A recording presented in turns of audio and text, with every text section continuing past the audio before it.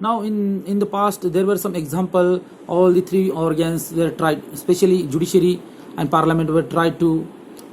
There was a tussle there. They have tried to encroach upon the rights of the others. They have tried to transgress their limit, etc. Few examples which I would like to cite here. Number one, in Vishakha's case, the Honorable Court of India, Supreme Court, has made some guidelines in respect of what could be sexual harassment. Before that, there was no concept of sexual harassment.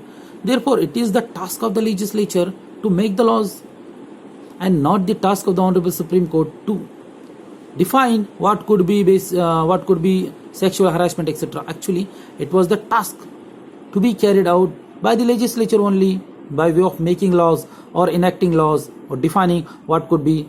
However, the Honorable Supreme Court has laid down the guidelines that what could be sexual harassment. This was one of the attempt to transgress, cross the limit. Thereafter, in 2010 also, Honorable Supreme Court of India directed the executive to distribute the food grains. Distributing the food grains is surely the task of the executive. They will decide whether they have to distribute the food grain, etc. or not. Then direction cannot be given like this.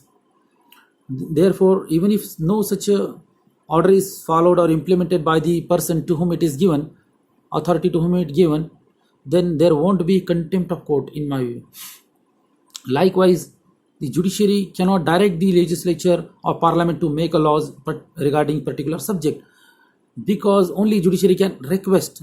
It is their zone or domain on what subject they have to make a laws, regarding which subject they have to make the laws, etc. That is ultimately zone of the parliament only. Only request can be made by the judiciary, but judiciary cannot dictate that particular law should be made by the parliament, and no mandate can be given. Even if such a mandate is given, if it is not followed, there won't be contempt of court. Okay. And third time, Honorable Judiciary Supreme Court has tried to intervene or transgress in the case of that black money's case, wherein the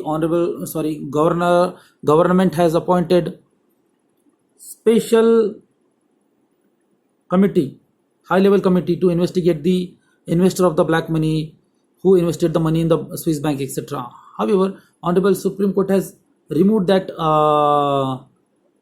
special high-level committee and appointed special investigation team to do investigation, etc. That was something like transgressing their limit, etc. Even parliament, likewise parliament, legislature, they have also tried some time to intervene or transgress their level, and therefore now this is not allowed.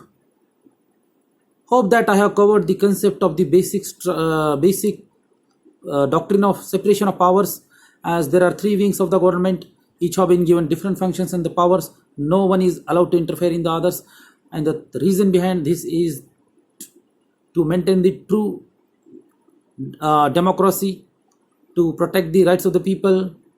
Otherwise, only one wing is given the power, then ultimate power, then there will be monarchy.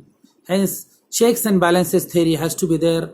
Therefore, this concept is adopted by the framer of the Constitution of India, and this concept was taken from the United Kingdom. All my friends, I am very thankful to you. You have heard me, therefore it motivates me to give more lectures to you. Thanks for hearing to me. I will be coming before you in another lecture. Thank you.